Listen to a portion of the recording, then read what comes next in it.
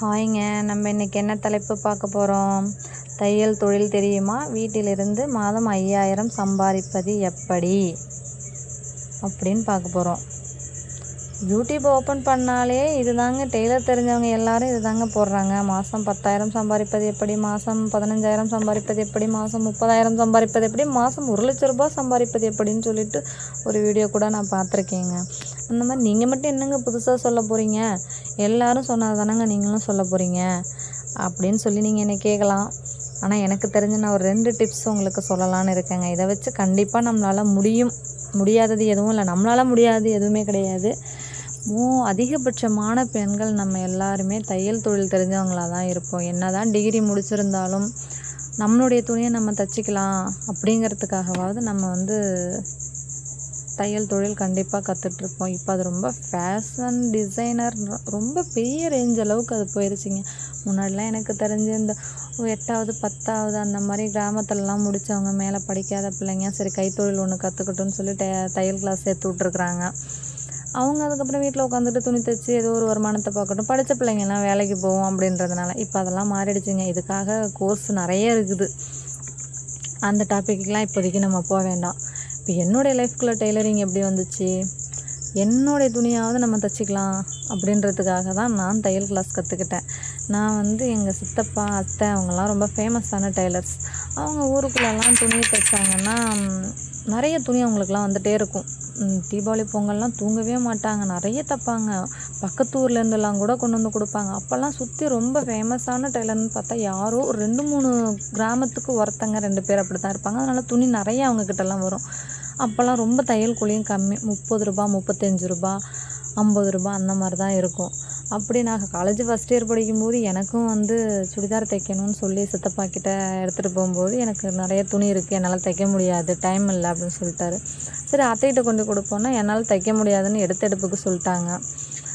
சரி என்ன பண்ணுறது, இவங்கக்கிட்டலாம் கொடுத்தா நம்மளுக்கு ஃப்ரீயாக தைச்சி தரோங்கிறதுனால தைக்க மாட்டேங்கிறாங்க போல்.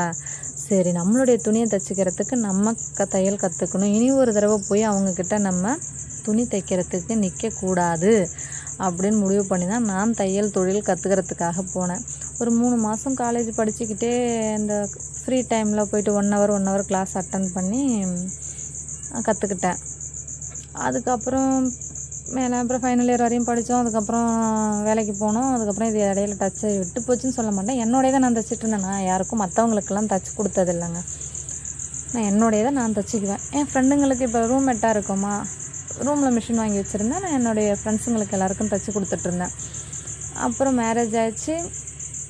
இப்போ தான் ஒரு 6 மாதத்துக்கு முன்னாடி தான் என்ன யோசித்தேன், பிள்ளைங்களை வச்சுக்கிட்டு நம்ம வெளியில் வேலைக்கு போகிறது சாத்தியமில்லை, வீட்டில் தான் இருக்கோம். நமக்கு தெரிஞ்ச தொழில் தையல். நம்ம ஊரில் ஏன் ஒரு கடையை போடக்கூடாது, கடையும் எதுவும் கிடையாது அப்படின்னு சொல்லிட்டு ஒரு கடையை போட்டாங்க. தீபாவளி டைமில் போட்டேன். ரொம்ப துணி வந்துச்சா, கடை ஃபேமஸாக போச்சா அப்படின்னா இல்லை. ஏன்னா நம்ம இதுக்கு முன்னாடி ஊரில் எல்லோரும் எங்கே தைச்சிட்டு இருந்தாங்களோ அங்கே தானே கொடுப்பாங்க. நம்மளை புதுசாக இப்போ தான் போய் கடை வச்சுருக்கோம், நம்மளை நம்பி துணி தரத்துக்கு யோசிப்பாங்க இல்லையா.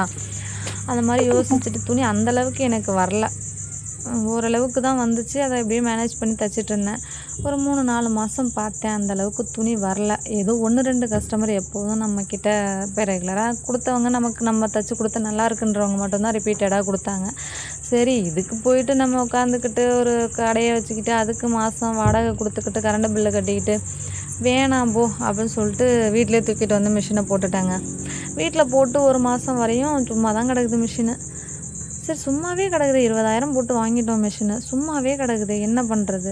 அப்புறம் இடையில ஒரு சில கஸ்டமர் நம்ம தைச்சி கொடுத்து நல்லா இருந்துச்சு போட்டிருக்கிறவங்க எனக்கு தைச்சி கொடுங்க அப்படின்னு சொல்லி கேட்குறாங்க, ஸ்டிச் பண்ணி கொடுங்கன்னு. ஆனால் அவங்களதே வாங்கி வச்சுட்டு 10 நாள் ஆகிட்டோம், துணியை கையிலேருந்து எடுக்கவே முடியலையே, எடுத்து அந்த மிஷினில் உட்காந்து தைக்கவே முடியலையே. வீட்டில் இருந்தால் வேலை சரியாக இருக்குது.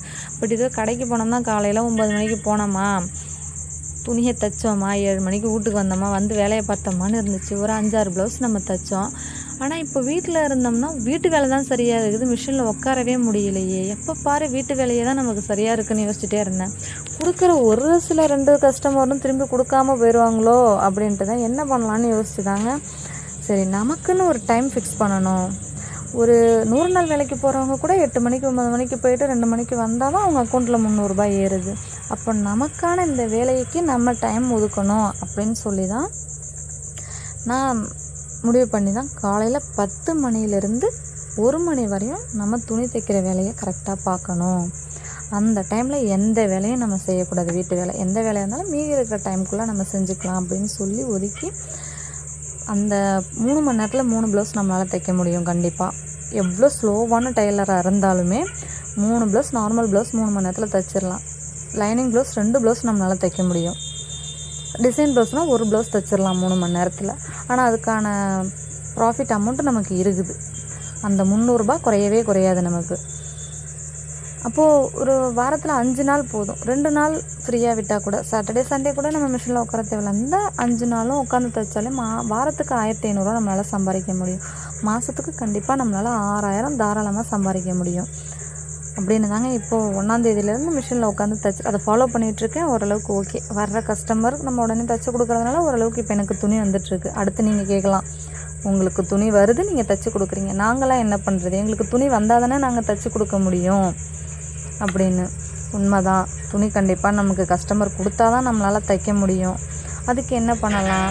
அடுத்த நான் என்னுடைய ஐடியா, எனக்கு வந்து எல்லா டைமும் நம்மக்கிட்ட தைச்ச கஸ்டமரே கிராமத்துலலாம் என்னங்க தீபாவளிக்கு ஒரு ப்ளவுஸு, பொங்கலுக்கு ஒரு ப்ளவுஸ் இப்படி தான் தைப்பாங்க, ரெகுலராக தைக்க மாட்டாங்க.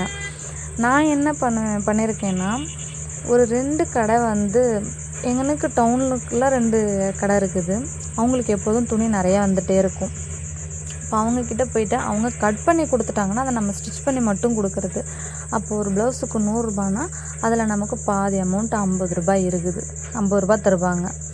அப்போது நம்ம கட் பண்ணாமல் நம்ம தைக்கும்போது இந்த 3 மணி நேரத்தில் நம்ம 4 ப்ளவுஸ் தைக்கலாம். அப்போ லைனிங் ப்ளவுஸாக இருந்தால் 100 ரூபாய் நமக்கு தையல் கூலி. அந்த மாதிரி ரொம்ப பெரிய டெய்லர் கடையாக இருக்குது. அவங்களால ஆள் வச்சு மேனேஜ் பண்ணி தைக்க முடியல, மீதி எக்ஸ்ட்ரா துணி இருக்குதுன்னா கொடுங்க, நான் தைச்சி தரேன், உங்களுக்கு துணி அதிகமாக வரும்போது கொடுங்க, நான் தைச்சி தரேன்னு சொல்லி வாங்கிட்டு வந்து அதை நம்ம தைச்சி கொடுத்துமே நம்மளால் கண்டிப்பாக பணம் சம்பாதிக்க முடியும். முடியாததுங்கிறது எதுவுமே கிடையாது. அதை உண்மையை புரிஞ்சுக்கிட்டு தான் 1ஆம் தேதியிலேருந்து இப்போ வரையும் எனக்கு ஓரளவுக்கு நல்லா போய்கிட்டு இருக்குங்க. சரி, அதனால தான் நம்மளை மாதிரி நிறைய பேர் வீட்டில் இருப்பாங்க. நிறைய பேர் வீட்டில் வந்து கற்றுக்கிட்டு மிஷின் சும்மாவே இருக்கும். ஏன் எல்லோரும் யூஸ் பண்ணிக்கலாம்ல. எனக்கு தெரிஞ்சது வந்து மற்றவங்களுக்கு தெரியாமல் இருந்திருக்கலாம். சரி, இதை யூஸ் ஆகுங்கிறதுக்காக தான் இந்த ஒரு வீடியோ. ஒரு ஓரம் அடிக்கிறதுக்கு கூட இப்போலாம் 30 ரூபாங்க. ஒரு நைட்டி சைடில் வந்து தையல் ஓட்டி கொடுக்க 30 ரூபா. நிறைய பேர் வந்து ஓரம் அடிக்கிறதுக்காக கூட டவுனுக்கு போகிறவங்க இருக்காங்க. நம்ம தைக்கிறோன்னு தெரிஞ்சிருச்சுனாலே கண்டிப்பாக நம்மக்கிட்ட கொடுப்பாங்க. எப்படியும் நம்மளால் கண்டிப்பாக முடியுங்க. நீங்களும் வீட்டில் மிஷின் வச்சுருந்தீங்கன்னா இதை செயல்படுத்தி பாருங்கள். கொழா சண்டையில் கோல்டு மெடலே வாங்கிடுவோம் போல். ஒரு 10 நிமிஷம் ஒரு வீடியோவுக்கு வாய்ஸ் கொடுக்கறதுக்கு ரொம்ப சிரமப்படுறதா இருக்குதுங்க. என்னுடைய சேனல் உங்களுக்கு பிடிச்சிருந்தா ஷேர் பண்ணுங்கள், சப்ஸ்கிரைப் பண்ணுங்கள், லைக் பண்ணுங்கள். பாய்ங்க. இன்னொரு அடுத்த வீடியோவில் எனக்கு தெரிஞ்ச விஷயத்தோட உங்களை அடுத்த வீடியோவில் மீட் பண்ணுறேன்.